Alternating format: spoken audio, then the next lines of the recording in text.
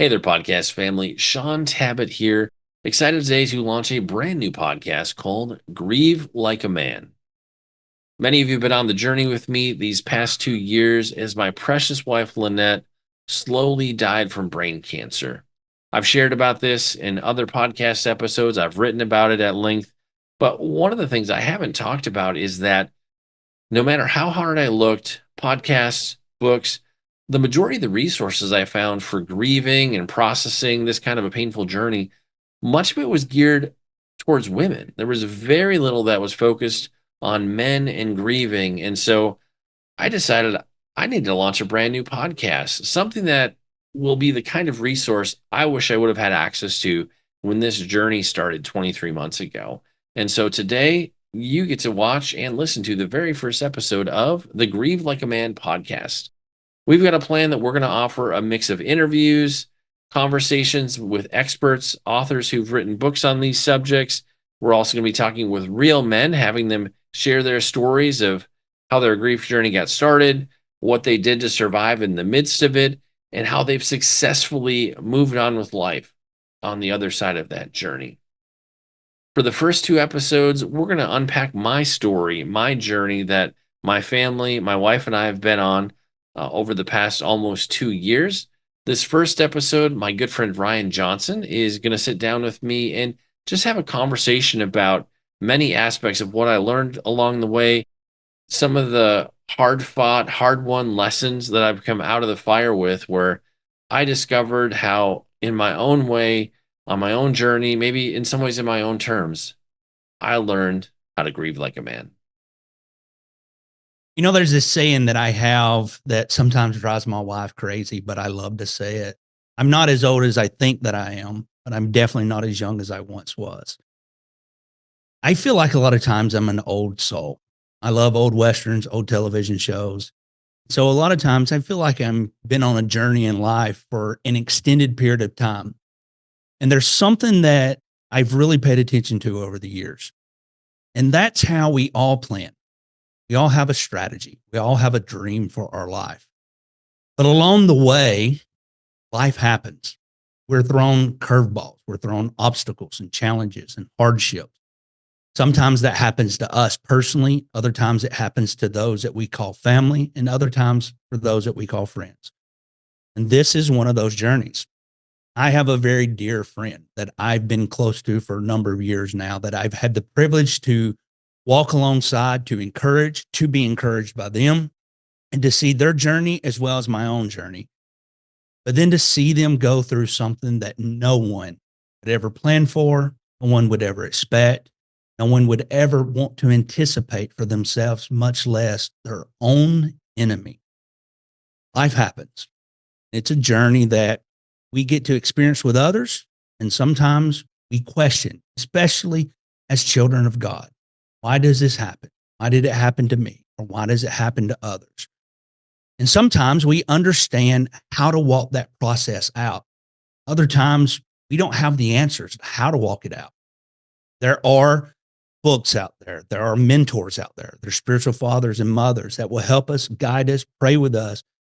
And then sometimes we see that in our own journey that God is teaching us how to process things, how to grow, how to depend on Him more.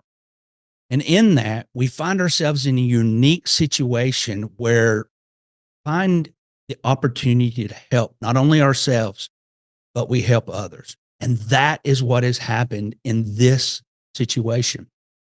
I'm excited to have this conversation with my good friend, Shaun Tabbitt, and the journey that he's been on in the recent years, and the unique opportunity to not only recognize his own healing, his own restoration, his own grieving process, but how to help other individuals, especially men, on how to face some of the most difficult and challenging aspects of a journey that we have in life. So without further ado, I want to welcome Shaun to be a part of this conversation on what he's learned, what he's going through, and how it can help you, especially men, how it can help. Shaun, I'm excited to have this conversation with you. All right, it's always good to see you, buddy. It always feels strange to get welcome to what effectively is yet another of my own podcasts that I'm adding to the long list of podcasts I manage. But let me first say just thank you for being a great friend throughout this journey. You, for the past almost 2 years, have been really part of my inner circle, and I'll get to this in a bit. But just I did have a group of around 4 or 5 guys who came around me. Some of them more in person, some of them we talked on the phone almost every week, and did me the privilege of just serving and loving on me. Sometimes I just need to talk to somebody. So yes, you and I have had random conversations when you're driving, I'm driving. One of us is at the grocery store. Who knows? It's been a long journey. But I think the place I want to start. So welcome to this brand new podcast, Grieve Like a Man. This has been something that's been on my heart really the past probably year to a year and a half. And Ryan, I'll let you lead the conversation in terms of maybe unpacking a little more how this started and whatnot. But just let me just say this as we begin. The one thing I realized as I was in probably the deepest season of pain I've ever been in my life, there weren't a lot of resources out there for men, secular, Christian, anything. Maybe a small handful of books. But the thing that I discovered is the majority of grief resources, whether we're talking podcasts or books, they're almost all aimed at women, and by women for women. So that's not to say I didn't sneakily listen to some podcasts on grief and whatnot that were led by a lot of widows or people who've lost family members in that sort of a thing. But I could not find anything that had a particular masculine flair to it, and so hence feeling the need for a podcast called Grieve Like a Man. And let me just paint the picture, set the stage for where you can expect this to go as we get into future episodes. One, men don't only grieve when they lose a spouse, they might grieve when they lose a child or a parent or lose a job or there's a significant relationship that has a falling out. We're really going to try to hone in on, what are those like 6 to 8, 8 to 10 areas that all of us has been grieve. We have to face these things throughout our lives. And my vision really is to bring in people who have had experiences like you and who've gotten to the other side of that, just to share how they've successfully walked through a valley or a crucible season, as I like to call it. And then if you've listened to any of my other podcasts, I love to interview authors and experts. And I want to bring in authors and experts who can really just help us understand how to grieve better, how to process, how to get to the other side of things. And so that's kind of the variety that you'll be able to expect long term on the podcast. And then for these first two inaugural episodes, I was very prayerful and purposeful about who I selected. Ryan, again, part of my inner circle, one of my very dear friends, who is a pastor. We both we're authors. We kind of are in kind of the same charismatic church publishing space together. And then I have another friend who will be recording with me for the second episode, Kamal Ravikant. He just is completely outside of my circle. We met through the podcast. His book, "Love Yourself Like Your Life Depends on It," was a real game changer for me. Not in the midst of grieving, just several years back. And so I selected him to also work with me to tell this story, this journey, because I know he's going to come at it from angles that are so different from Ryan. And so it may be a little redundant in doing those first two episodes back to back, but I feel like it'll really help me unpack the journey in a way that's going to be relatable to anybody who happens to stumble upon these first couple episodes of the podcast. So Ryan, back to you, sir. You said something there that you went out searching for some things, and what you discovered is there weren't many things available for men, but there was definitely available for women. And the first thing I thought in my mind is, I think as a society and a culture, we would say, okay, women love to talk about anything and everything, and men compartmentalize and don't want to talk about anything.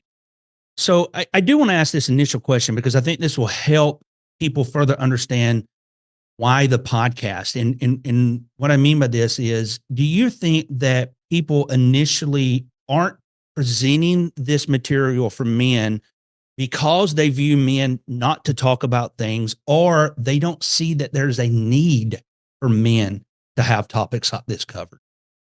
Well, the first thought that always comes to mind is, in a lot of cases, in like a widower kind of situation, it's usually us guys who tend to be taken out first. Like statistically, I think men tend to die a lot sooner than women. So I think that's part of it. I think we tend to compartmentalize, as you said, and we just feel like we got to keep moving forward. We got mouths to feed and all that, so we tend to just kind of keep moving down the path. I think also we're maybe a little bit hesitant to talk or share because we don't want to appear weak or like we're not strong, or that sort of a thing. One of the things that God was really purposeful with me in terms of just sharing this journey is right when this started, God was very specific and told me just to share this whole journey very publicly on social media and whatnot. And I've got a good friend up in Minnesota, Cara is her name, and she said it's just been fascinating. It was fascinating to watch me along this whole journey, just be very honest. And sometimes it wasn't like raw and like a gratuitous way of me just sharing all the horrors of my life, but I was pretty open with how things were going and just the reality of it. And one of the striking things she said is she'd never seen a man actually share a story like this. Like she's like, I expect this from like my female friends, but she says it's very different to see a guy being vulnerable and honest, sharing this kind of a story, this kind of a journey. And so, on the one hand, I did it specifically because I felt like God was encouraging me to.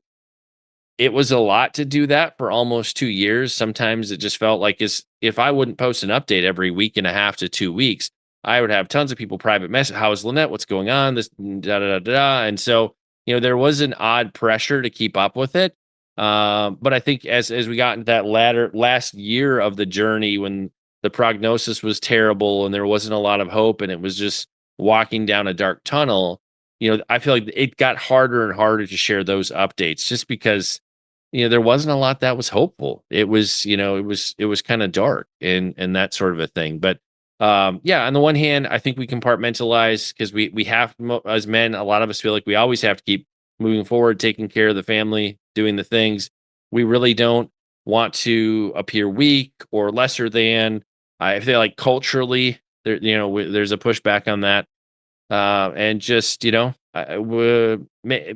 on the one hand is we get taken out sooner or women just like to talk about everything way more than men do. I think it's maybe kind of a balance in between the two. But yeah, just again looking for resources, things to relate to. I just couldn't find a lot, and I'm really good at finding that stuff.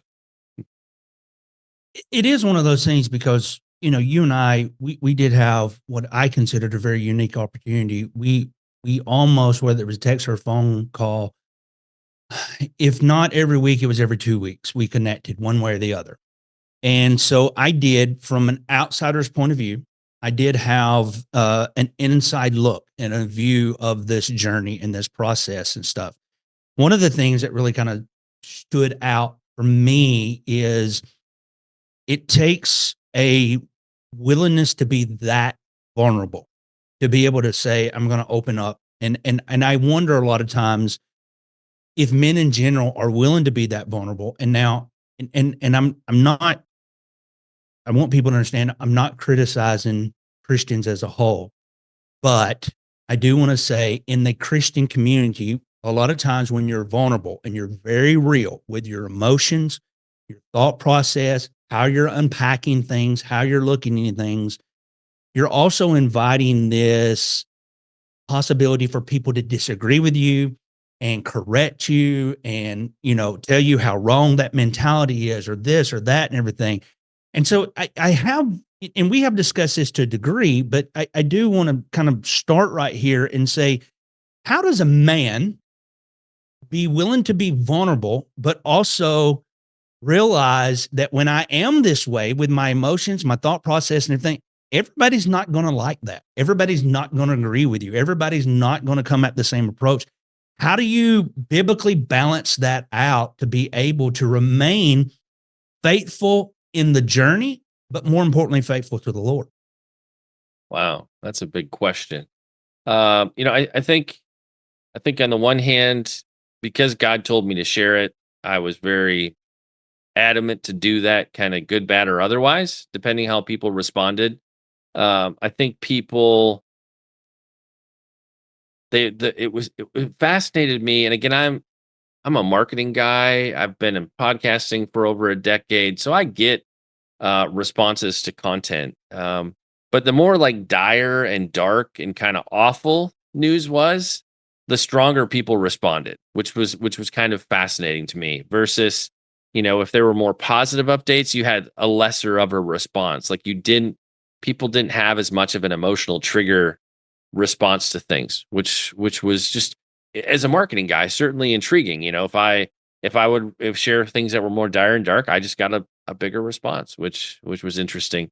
Uh, as long as I was sharing about Lynette, her condition, health things, whatnot, I feel like by and large people were supportive and positive.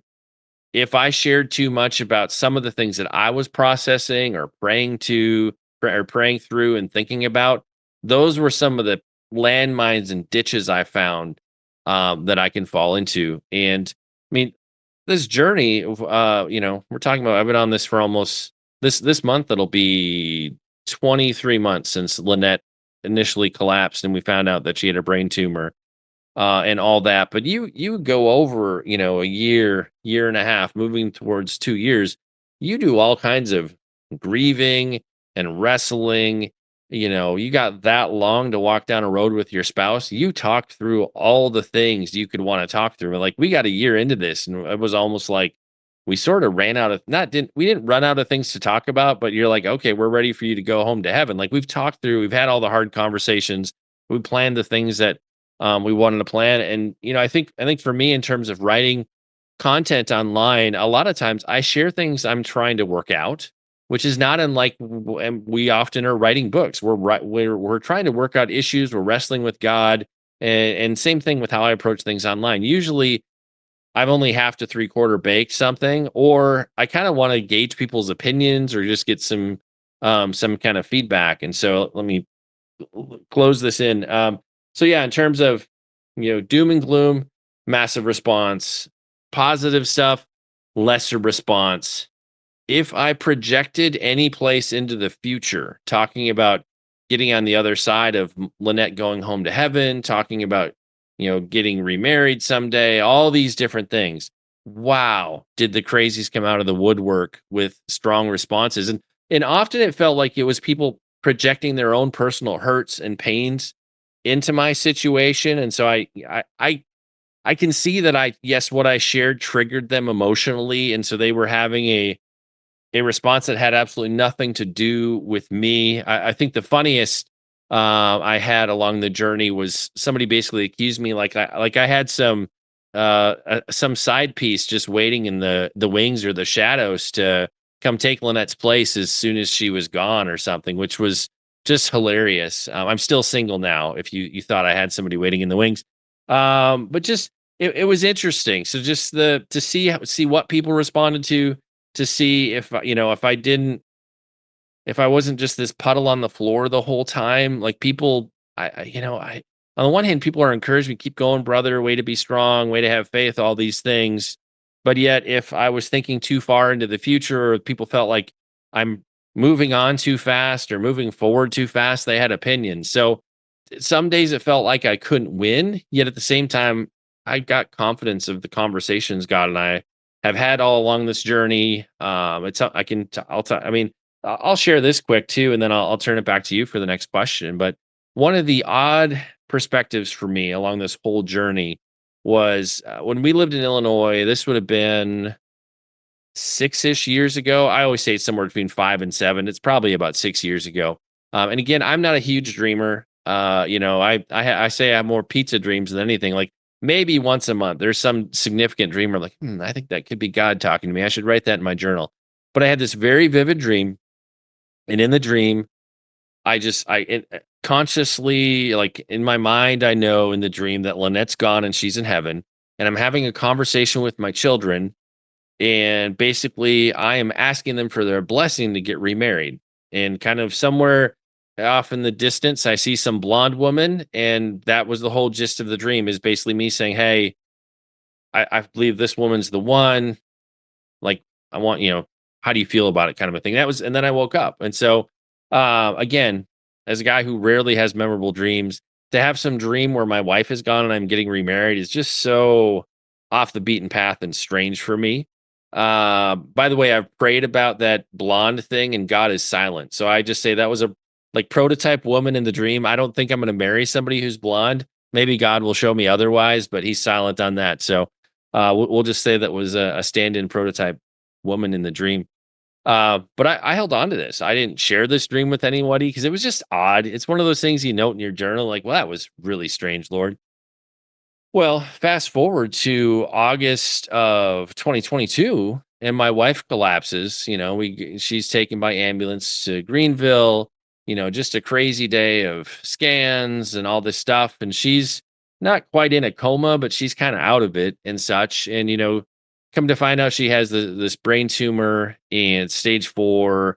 And even with surgery and chemo and all these things, they're like, if you live a year, you're lucky, that like with as far just in terms of how it had progressed and kind of sending its feelers down into the brain, sort of thing. And so that really helped to define my prayer life throughout this journey. And I did eventually share that dream with Lynette, and we talked about it and such and processed it together. But it put me in this strange position where, on the one hand, I'm contending and praying for healing. You have a book called How to Contend for Your Miracle that talks about your journey of praying for your mom when she had cancer. And I've prayed for people. I've seen plenty of people healed throughout the past decade plus that I've been in the charismatic space. And so always contending and praying for healing, but also being sober at the same time, going, well, I had this weird foreshadowing dream that was very specific where Lynette's gone in heaven and I'm getting remarried. And so I was the only thing I can liken it to is almost like I was riding a fence. So on the one hand, believing for healing, contending and praying for healing.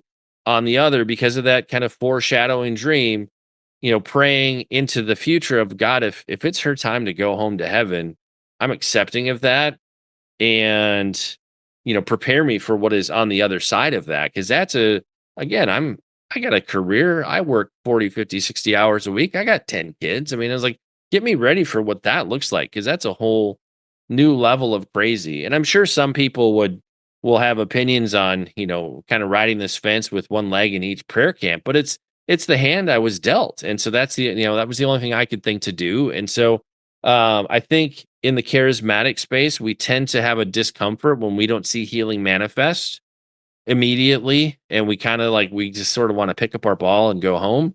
But at the same time, we do have a hope of heaven. Heaven is a real destination.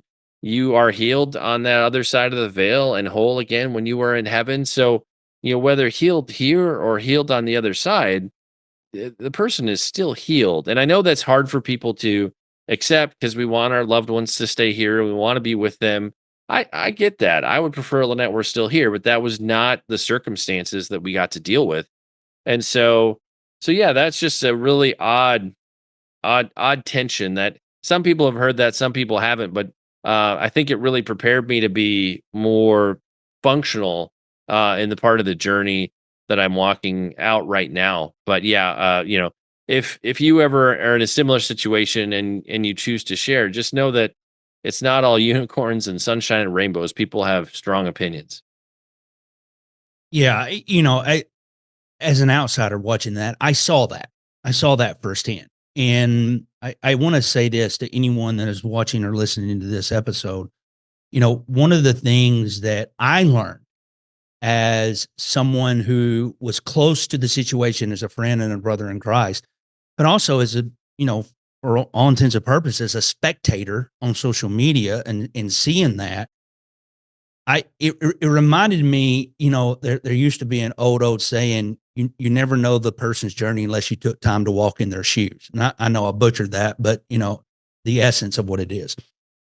And that was one of the things that really stood out for me is, I actually had someone say to me, they said, I've seen Shaun's post and it's like, he's already got her gone and she's not gone.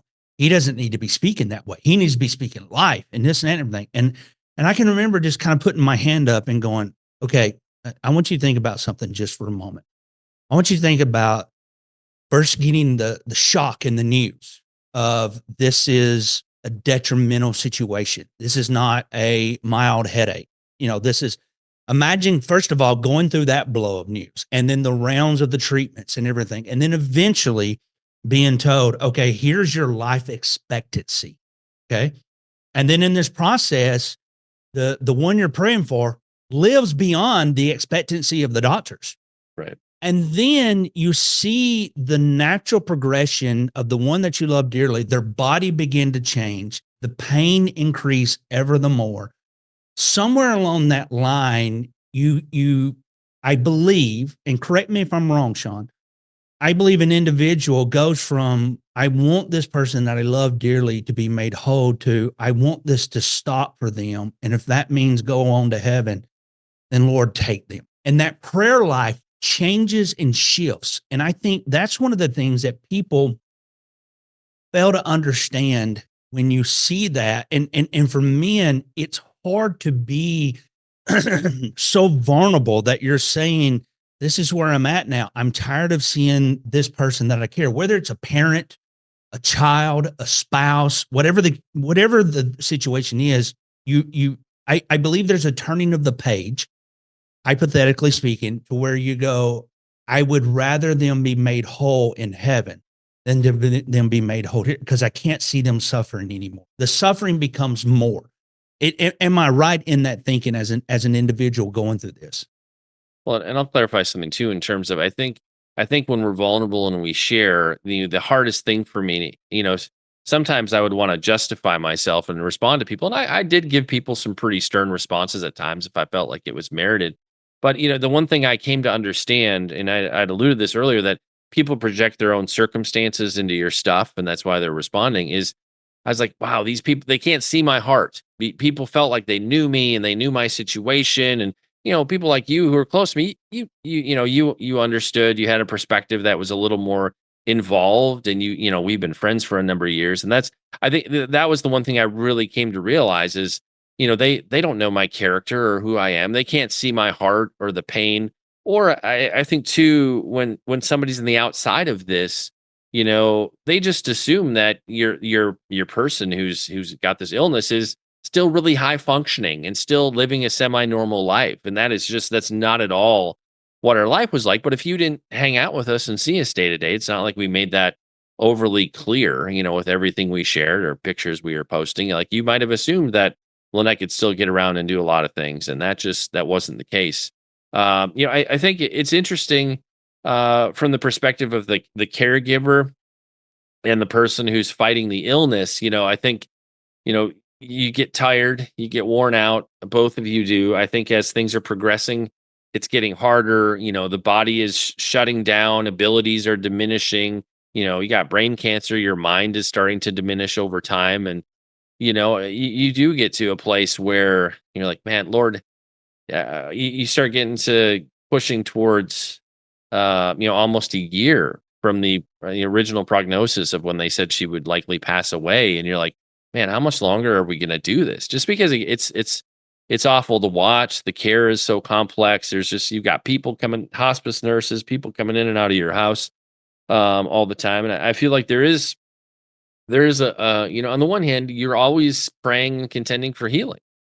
But on the other hand, things get more and more horrible, you're like, wow, it'd be great if this could be over for everyone. Because I've got kids in the house ranging from 4 to 24, so it's not just me experiencing things day in and day out. It's also my children too. And I think in that latter, I don't know if it was quite in that latter year, but probably in that latter 6 months. I mean, it was hard for Lynette to not just want to go home to heaven too. I mean, she was ready to check out and cross over long before she was taken home. And on the one hand, I'm thankful she was with us as long as she was. Um, the suffering in the latter part of it was awful. I wouldn't wish that on anybody. And so, for those of us who watch somebody die, to see somebody die from like brain cancer, where eventually your mind is gone and I think too the odd effects of the chemo and radiation and all the crazy drugs that you're on trying to stay semi-functional, just the toll on the body is awful. Like how somebody looks and just everything. It progresses, the body gets really screwed up in that latter half. And so I don't even remember what the the original question was. So I won't even try to summarize, but yeah, I mean it's a weird oh, now I remember where we were. It is weird because you do, again, you're as a believer and as somebody who's seen healing, you're always praying for that Hail Mary for something to come through and things to shift. But at the same time, you know, we need to also have a theology of death and dying, and that heaven is a real hope that we have. Because I see when people don't have that, or they're not willing to accept that, the amount of bitterness that people harbor towards God for multiple decades is crazy. And this is something I noticed, and again, this could be a difference between men and women. But in a lot of the podcasts I listened to, with that were very female centric, people would talk about it like, well, my mom died 10 years ago, and every day on her birthday is the worst day ever, and it's horrible, and I fall to pieces and all these things. And maybe it's that men can compartmentalize better, but like for me, I'm like, man, if it's 10 years out and you still have that kind of an emotional response and you need like more healing, you need some Jesus. And you're like, and again, not all of these were certainly Christian podcasts. So some of these folks were secular and not believers per se, but it's I feel like if we don't grasp onto that hope of heaven as a real thing and as that we're going to have an opportunity to see our loved one again in heaven, I think I can understand why people feel hopeless and sad and dejected and just they're angry at God. But man, if we have that hope, we should be able to be joyful. And so I think that's where worldview and what we believe when it comes to facing a situation like this really matters, because not only does it affect how we walk out the situation, it also affects how we are able to or not able to move on in life. And this idea that you would still be as messed up one day throughout the year as you were when whoever your person was died, like that it breaks my heart. I'm like, man, you need some healing. And so yeah, I guess it just goes to show theology matters. What we believe is important. Well, I think, Solomon penned it best in Ecclesiastes. There's a time to live, a time to die, a time to laugh, a time to mourn, a time, and I think the key to that is there is a time to grieve, but grieving should never dominate the rest of your time. And that happens for a lot of people. They never come out of grieving. But if I take a step back, the other side of that coin is there are a lot of individuals that never take the time to actually grieve. And I think as dangerous as it is to remain in grievance, it's my opinion, no one has to agree with me, I think it's equally as dangerous not to actually grieve, not to actually have that moment. So a little bit of a twofold question here. I first want to know, how do you define what grieving is?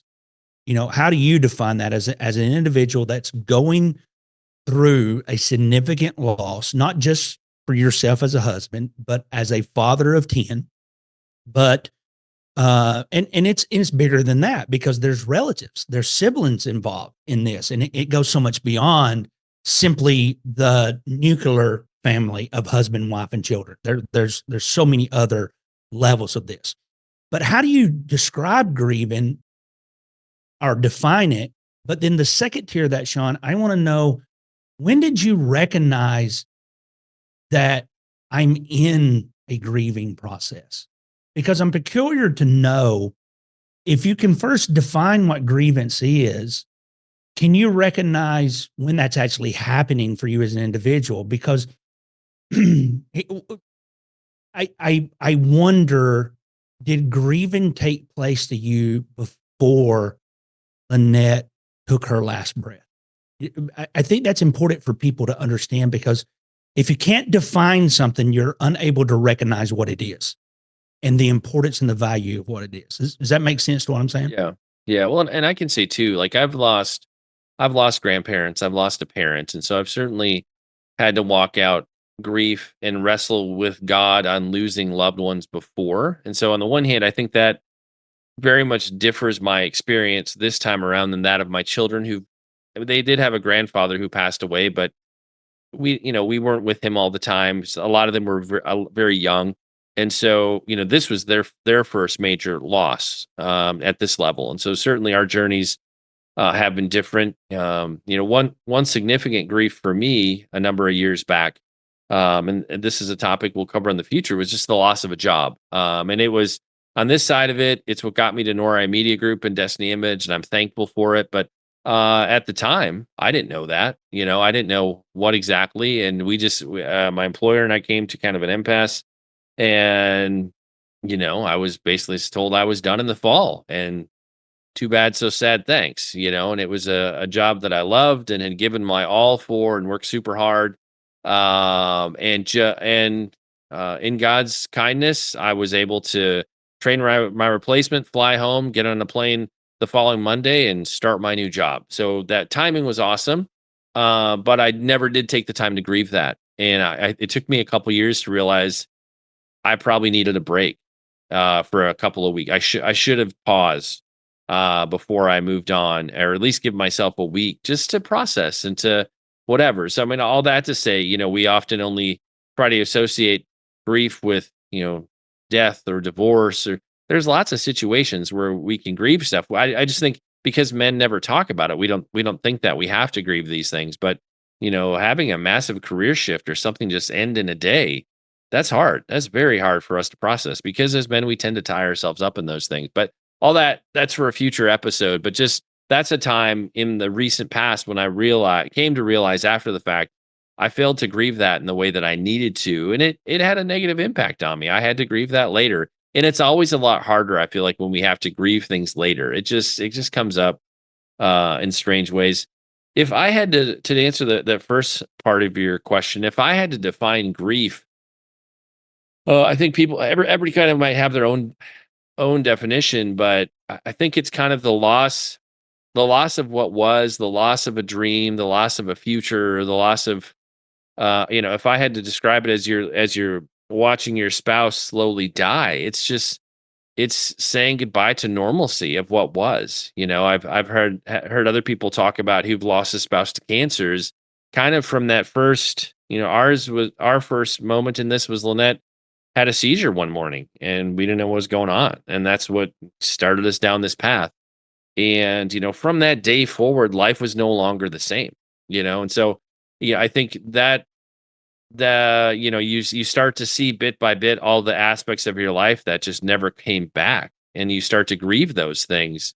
This is the part people don't see. I know people get weird about this sort of kind of nuance of how I might define this, but it really felt like I moved from. This isn't say we weren't married and didn't love each other, all those things. We were together for almost 27 years.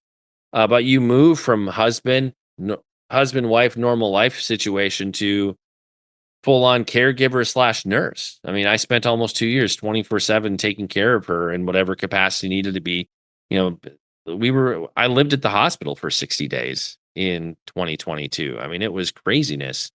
But I think if I could define grief based on the journey I've just been on, it's been the slow saying goodbye and kind of the death of all the normal things that defined your life and your marriage. I think, and men have asked way better questions about this stuff than women. Interestingly to me, I think women are tending to try to project themselves and their own emotions of it. It's interesting versus so many men have been like, man, what's it like to try to figure out how to navigate life without your spouse and all kinds of different things, or what do you miss most? And so it's just been interesting to see men try to relate. But the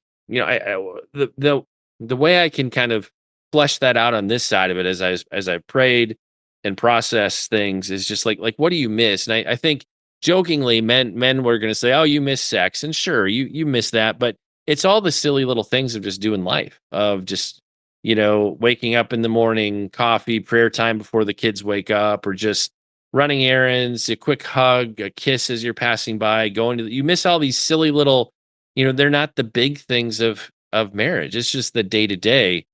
And then you start doing all those things by yourself, and life feels really boring. For any of you watching or listening, and for Ryan too, like sometimes your kids are all busy doing their own thing. I get to a place some days where I'm like, well, shoot, what do I do? All my kids are doing something. They don't need me for anything.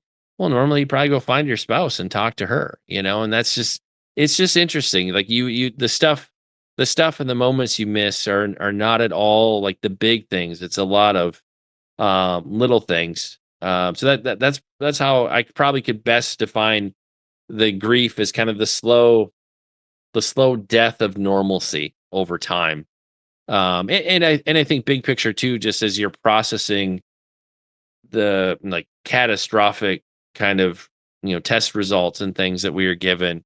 It's the death of a future and a dream and things you'll never get to do or see together. And so I feel like the grief comes at you from different angles, but it's maybe all of those things kind of combined. And also too, to answer the second part of your question, and this is where I think people really struggle. So for everybody else in the world, my wife died 3.5 months ago. And so therefore everybody's assumption is I should have just fallen off the grief turnip truck 3.5 months ago. And so I should not be in as healthy, healed, or a functional place as I am. And the reality is, from that first moment, that first day that this all started, it's been this progressive grief journey all along the way, of just saying goodbye to things. And like we talked about earlier, crossing that threshold where you're hopeful that heaven will come near soon. Because you don't want your loved one to have to deal with the pain and all the things that they're going through. And so on the one hand, processing grief along the way, when somebody actually is taken home to heaven, I feel like you're thankful. You're also sad because of the finality of it. I mean, that's a weird tension and God bless the people who walk out this kind of a journey over a decade or more. Like I have friends who've taken care of spouses or loved ones for multiple decades, and I don't know how they do it. I mean, after 2 years, but for the power of Jesus in my life, I should be in the loony bin. Like it was a lot. And so mad respect for people who are on this road for a lot longer than I was. But I think the grief shifts because on this side of it, there's a finality to it, and that there's just some wrestling with that. I think you find things that just you bump into just in the house doing life where like it reminds you of your spouse, and so you maybe wrestle with and are sad and grieving about things you'd never thought about before, in the whole context. And there's and then just being in that weird tension now on this side of it. And again, this is where you're gonna have to I have a number of friends who've lost spouses, and I have friends who've gotten remarried in like 3 months, and it was a very God ordained, God bless it situation. I don't necessarily recommend that. I've friends who've gotten remarried a year and a half, 2 years out, and just all over the place. Um, but on this side of it, people have a lot of opinions when you're trying to figure out how to move on.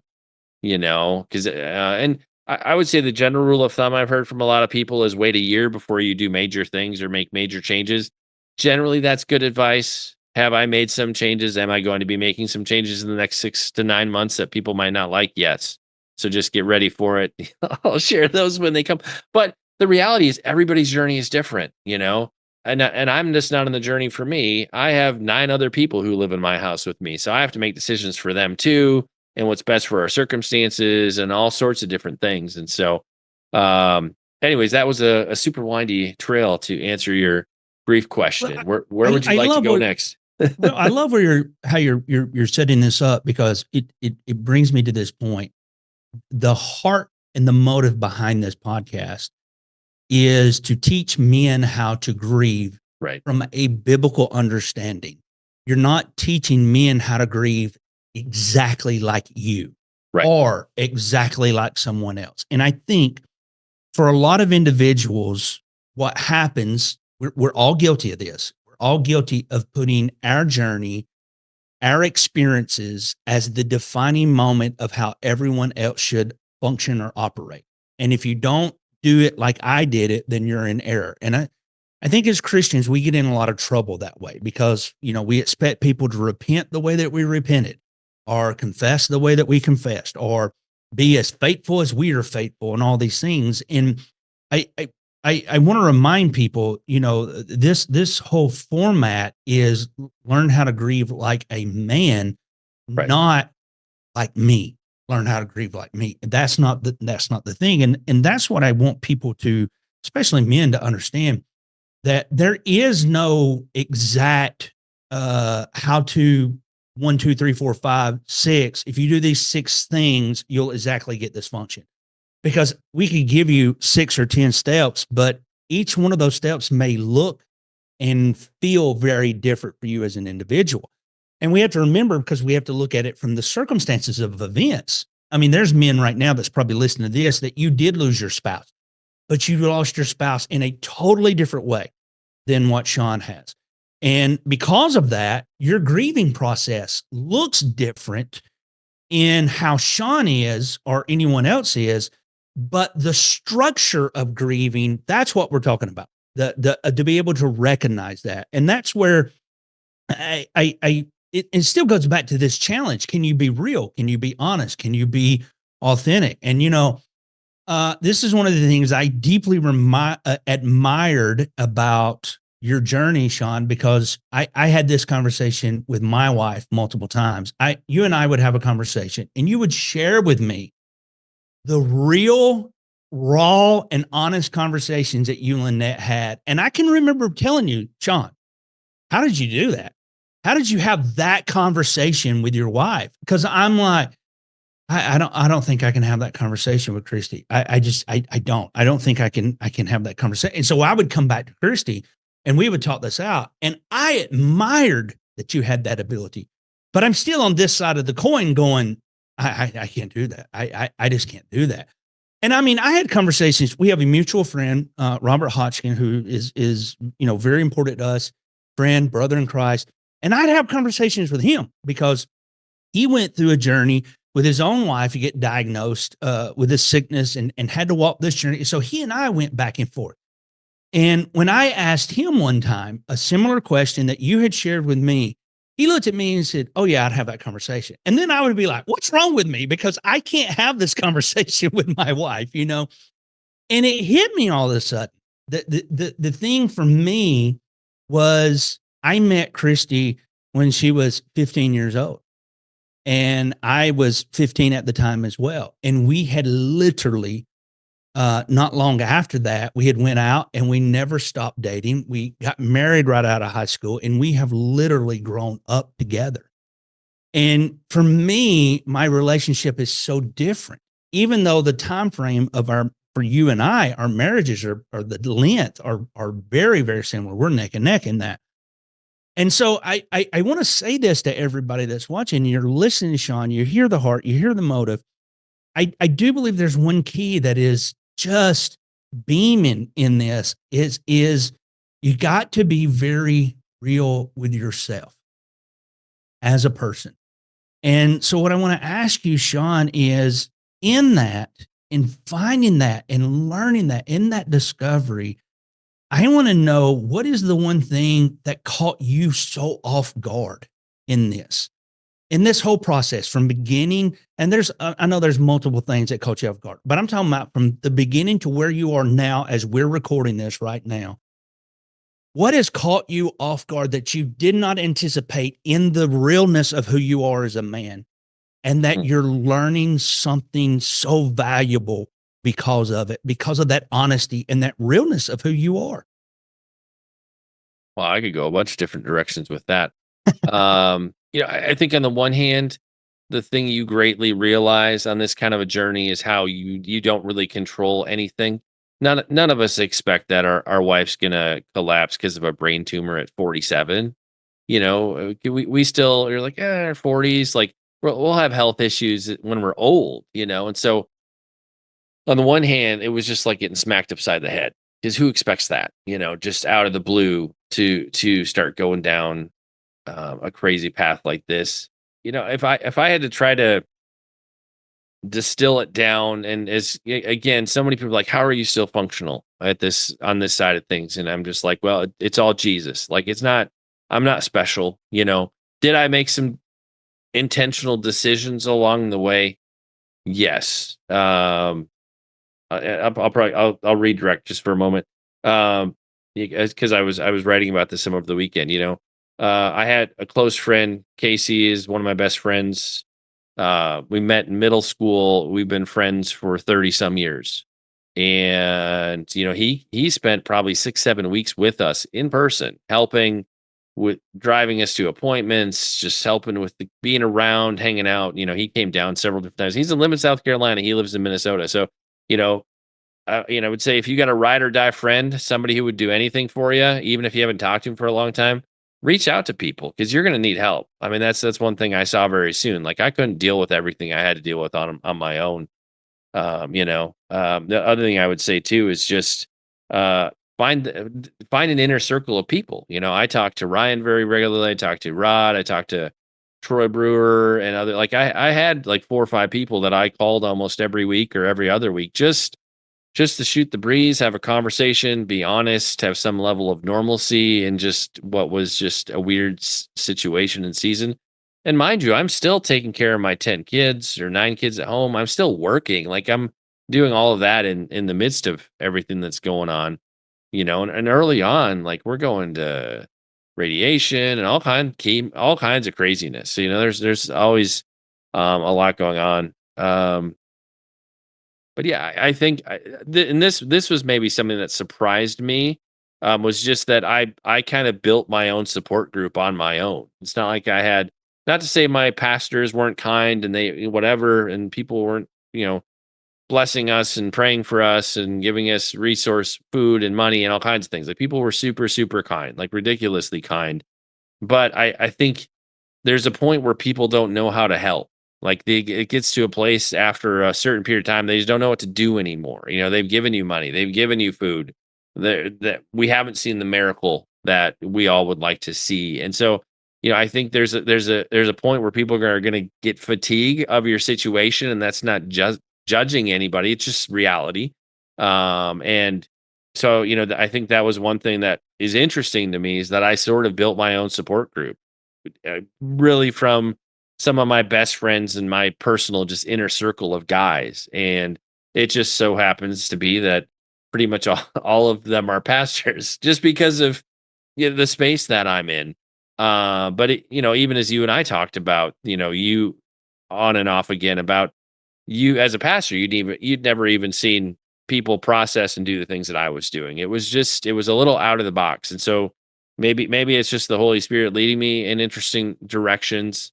Um, you had brought up kind of the hard conversations Lynette and I had, and these are just things you don't ever expect to have to talk about. But I think the reason we went that direction is Lynette's mind was still sound at that point, and so we just talked through, you know, what's important in terms of me finishing raising the kids and grandkids, and you know, when I get remarried, because we'd always said if one of us lost the other, that we would really expect that the other is going to get remarried.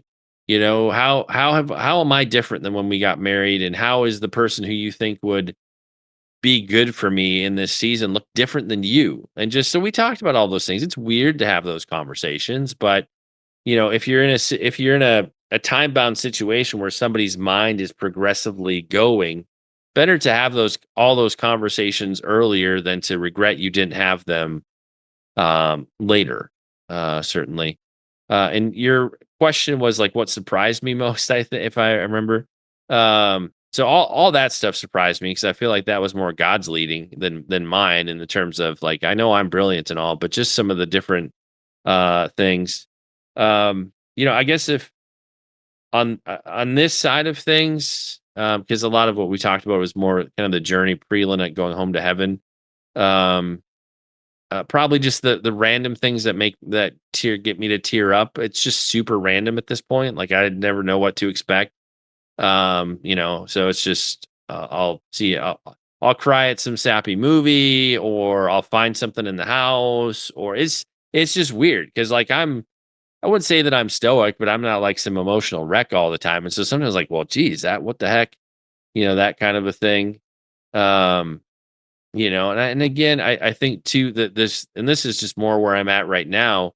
It's just the wrestling with being so like I'm surprised at how bored I am in this and I think if you think for guys especially, if you've been married for 20, like Lynette and I were together for almost 27 years from dating to when she passed away, you get in this place where you're used to giving so much of your energy and your everything to that person because you're with them all the time. It's your spouse. And when you go to a place where that's been your norm for almost 27 years, where that's just it's shut off.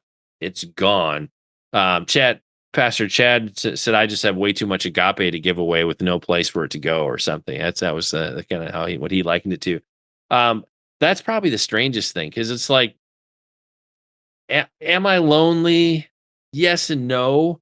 I feel relationally bored in the sense. It's like again, I got lots of kids at home. I have lots of friends, colleagues. I talk to people every day. But it's a weird sort of nuance where like I'm just relationally bored. I wrote about this over the weekend. It was just like I just about give my left arm to go out to dinner or coffee and have just a normal conversation with a woman. Like it's I guess this is probably where I'm trying to get. We're so used to having that sounding board, and women think differently than we all do. And so it's so nice to have that sharpening back and forth. And if you've married well and your wife has that been that kind of a person for you, I think that's if I had to like distill it down and hence give my left arm to just have a normal conversation with a woman at dinner or something, not losing that sounding board and that kind of brilliance of the female mind in your life, if you will. That's probably the thing, like the most unexpected thing that I miss the most. And not I can make decisions. I've learned how to take care of myself and do stuff. Like I never managed our finances. I took that over right after Lynette got sick, and I've done fine with that. But like losing that person to talk to and to get that female perspective, because if you're a single dude with 10 kids, there aren't a whole lot of women texting you or want to know how your day. Like it's just so it's not quite that I'm lonely. It's more that's probably a place that I feel this extreme sense of loss, and it's a weird thing that I wouldn't have expected, and it's something you probably can't realize until you're in the stage of the journey that I'm in. Because even when Lynette's mind was, you know, quite a quite a ways gone, we still could talk about things some, and we could still have conversations. But to have, those conversations with somebody who knows you well and all these things, yeah, that's probably the most surprising thing that I miss. So a little hard to define and explain. But yeah, definitely one of I'm sure many surprises I'll encounter in the coming months.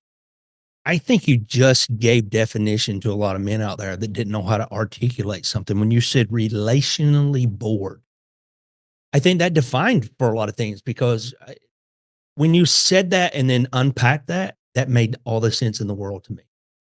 All the sense in the world to me. And so I think you just actually articulated something for a lot of men out there. One thing I want to ask you though, in this process, this journey of grieving, do you recognize something that you're very thankful for in the grieving process? Yeah. It is weird. Like you can't it- this is probably the most challenging, I want to say soul destroying, but that doesn't I mean, this is the kind of thing that's going to destroy you in so many ways. The what I can liken it to, I feel like I got completely pummeled down to a foundation and God's rebuilding me. And like I wouldn't wish this journey on anybody, but I'm thankful for the process of how I've changed. And I don't fully understand that yet. I'm still figuring out how I'm changed, how I'm different. You can't walk out this kind of a season and not care about different things. And just like it looks, your outlook shifts. Your how you've learned to rely on God shifts along this kind of a journey. So But probably the best way I can describe it is I feel like I got ground down to nothing and God's rebuilding on this clean foundation. But I'm still trying to figure out who I am and how I'm different. And that just shows up differently. My dialogue with God is different. How I hear from God feels so different. How I approach a lot of things in life just seems very different from how it was before. Um, and I guess if any, that's probably there's a lot of surprises in that I don't quite grasp yet, but I'm really I'm thankful for that. Like I see that as a real the transformation I see in me along this journey is a real beautiful thing, and I'm super thankful for it. Do I like the crucible and the valley that I had to journey through to get to this? Not really. It wasn't a grand or fun experience.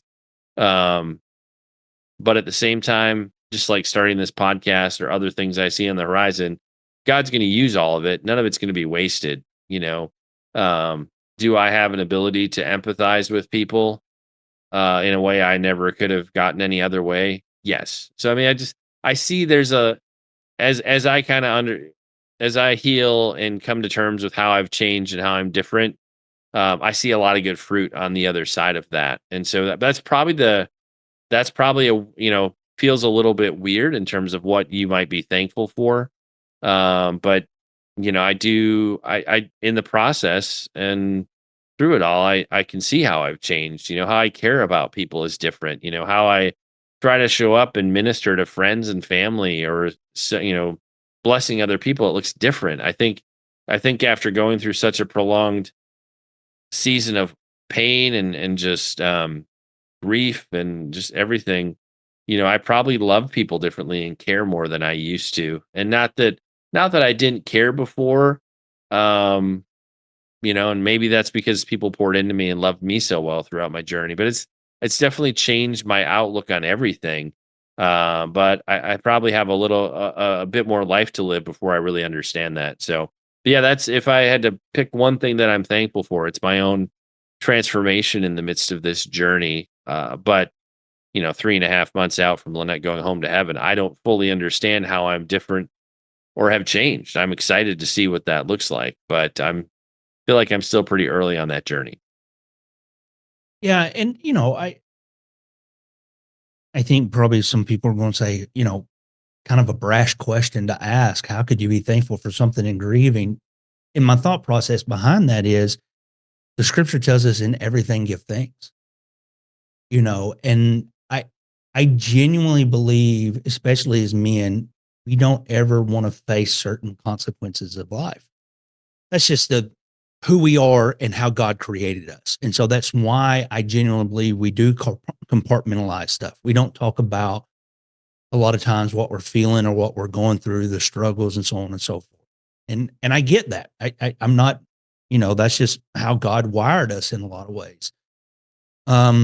But I do believe it's very important that if we're in that grieving process, that we also got to not solely focus on the loss as much as it is that we got to recognize what we can be grateful for in that moment and moving forward as well. So, I believe that's genuinely why the scripture says what it says, in everything give thanks. And that's a challenge for us though. But, for the sake of time, I know we're getting kind of lengthy here and everything. So I do want to ask this one final question if I can. I've got 1,000 more questions in my mind, but I growing up, I was all things sports. I love sports. Me as an individual, I still enjoy sports. I'm not obsessed with it as much as I once was, but I still enjoy it. But I remember, in the times of adversity, there's always this coach that, gives this rousing pep talk and, men, when we go into battle and we do this, and I see that in movies, in Gladiator or Braveheart, that scene when Mel Gibson, we all have that as men, that rendition that we all love. And sometimes it's the most simplest moments. It's the one statement that a father says to a son or a friend says to another friend. or whatever the case may be. Sometimes it's not the rousing speech, it's the quote from Winston Churchill. The simple quote, when you're going through hell, keep going. That's not a rousing speech, but it's a simple and a direct statement. And we have those. And so I'm not expecting you to give a pep rally in this, Shaun. But what I am wondering is if you had that moment to speak directly to men in the process of grieving, in your own journey, what is it that you want to say to the men that are listening, and even the wives that are listening on behalf of their husbands or their sons or their brothers or their own fathers, and how to help them? What's the thing that you want to say that will help them truly grieve like a man? Wow, so many directions I could take. You ask good questions, Ryan. So, welcome to my mind. That's right. That's right. On the one hand, I think if you had to distill it down on a day-to-day basis, is you get up and do what's in front of you that day. When you're walking in the fire of a journey like this, if you try to wrestle too much with what's in the week ahead, what's in the month ahead, what's in the week ahead, you're going to get overwhelmed. I learned that very soon. If I tried, because you feel so out of control, if you try to figure out all the things, it's just every day is overwhelming. And so I quickly learned I just woke up every day. I did what was in front of me that had to be done, and I just went back to bed. And that was every day. That was the grind for, 17 or not 7. I mean, 19 months, And so that in the midst of the fire, that's my advice for that part of it. I would say, however it looks for you to find people to come around you, you figure that out for you. I am a public figure with ministry friends all over the country and the world. So part of the way I was able to get people to come around me was by sharing very openly on social media. Like I said earlier, God encouraged me to do that, so I did it. It had its good, it had its bad, as we've talked about. But it was a way that I was at least able to feel seen and supported along the journey. That is like macro level, lots of people, yet like we talked about, I also had my inner circle, which, comprised of Ryan and like 4 other guy friends who are people I love and do life with and would do anything for. So having those kind of core people around me just that would regularly call me or I would call and check in with, that was super helpful. So, so I think it's figuring out how to bring a group around you to support you, whatever that happens to look like in your context. Certainly don't be afraid to ask for help if you need help with things, which isn't something that men always do really well. I learned to say thank you a lot because people were kind and sometimes ridiculously kind. And there's nothing I could do to pay them back other than just say thank you. And so, I think I guess to sum it up, twofold. In the midst of the fire, do what's in front of you. You have the energy for the day you're in. Try to get some rest and pick up the baton and keep running tomorrow. But trying to think too far in the future is going to overwhelm you. And however it looks for you to find support, whether that's 1 people or 1,000 people, everybody's got their different context of how they can connect with people.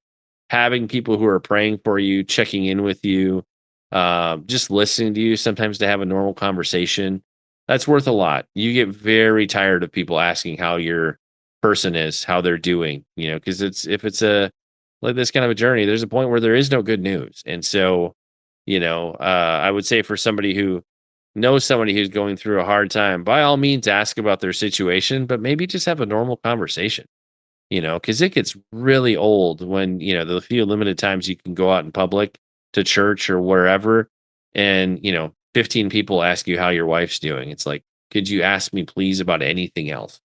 And again, people mean well, they don't know what to talk about, and I get that. But I think this is something I can only understand after going through the journey.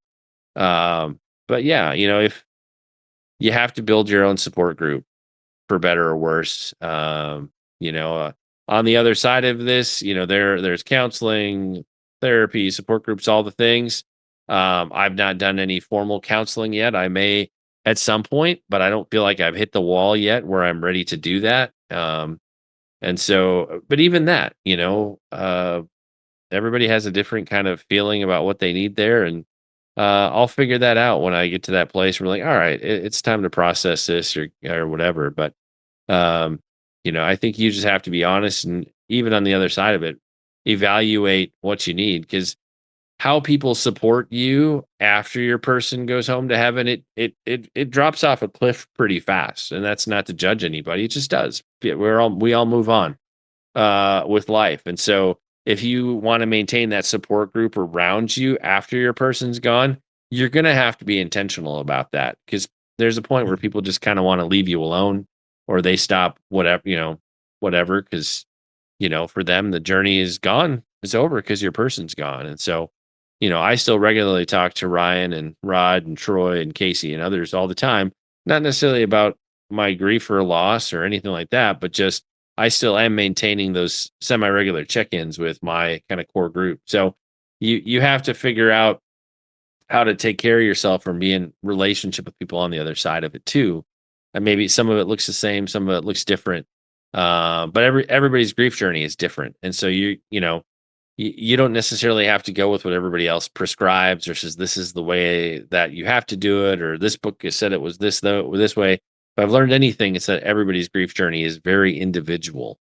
And so while like we said earlier, we're not trying to tell you grieve how you should grieve how Shaun grieved, or if we talked about some part of Ryan's journey, grieve how Ryan grieved. We could give you some principles about what worked for us and what we think is a good idea. But you have to figure out the things that work for you and to as we wrap up here to touch back, like I think a lot of that stems from A, your worldview, and B, your previous grieving experiences. Having lost grandparents and a father and different and I actually have some pretty developed theology and worldview stuff around grief and dying and walking through that.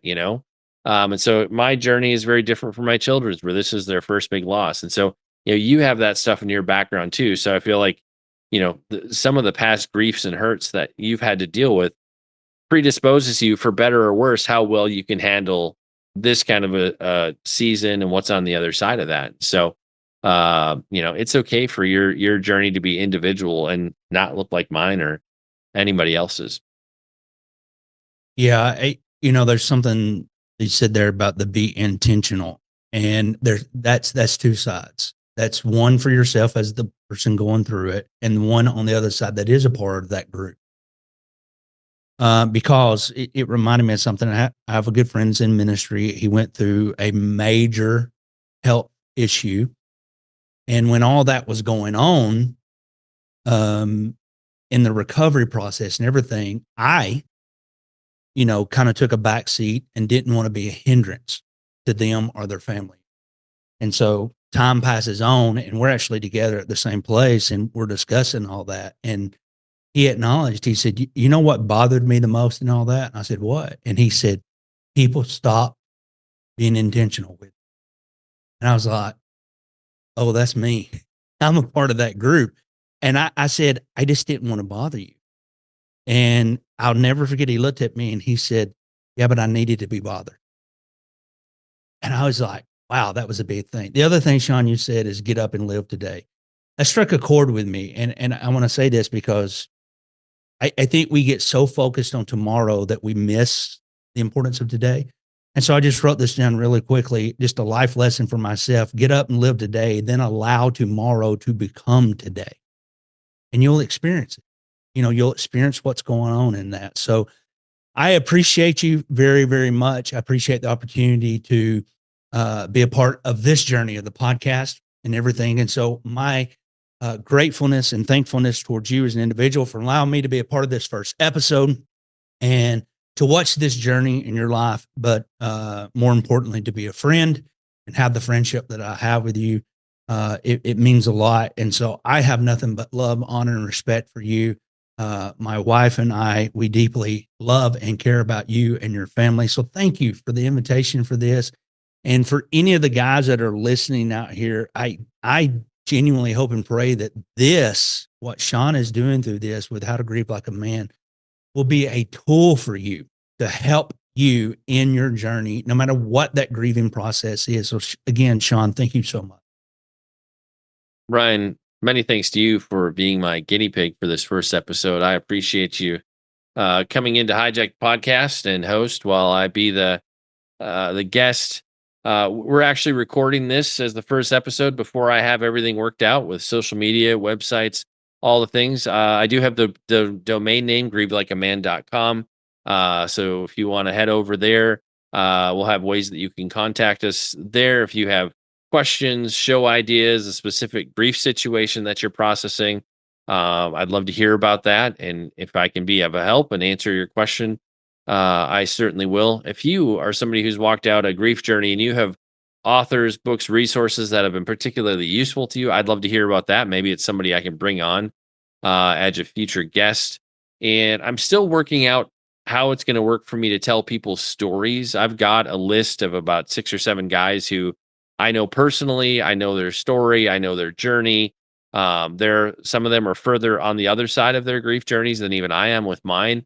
And so I think the initial, 5 to 10 people that I bring on for the story focused episodes will likely be friends and people that I've known for for a while. I hope to branch out in the future and bring on people maybe I don't know as well who have stories that I'd like to help share. But for the near term, that's probably going to be my inner circle. That'll just make it easier for me to cover the range of topics that I'd like to. And as we're going throughout these first few months and hopefully for many years with this podcast, if there's some aspect of grief we fail to cover, like you're like, dude, men grieve in this way and you've never talked about it, please send in your suggestions. But yeah, all that to say, hey, thanks everybody for watching, listening. It's a privilege just to be able to share the journey that I've had, the story that unfolded from my wife's cancer diagnosis forward. Jesus did a major work in my life and in my children's life all along the past, 21 months, and that is progressing as we boldly step into the future. And my hope, my prayer is that this just blesses everyone who encounters it. And if it doesn't relate to you directly, maybe there's a friend or a family member who would benefit from hearing this story, this journey. Come back next week for episode 2. I'm going to have my friend Kamal Ravikant sitting in as host for that episode. He's going to do the same thing Ryan did, and that is just interview me about my journey. And his questions are probably going to be pretty different from Ryan. So I'm excited to see where we end up, what he pulls out of me that's different. And so join us next week for that. And again, thanks for being a part of our journey. I hope that what this podcast becomes, it'll be a part of your grief, your healing journey as well. Be blessed, and we'll see you again soon.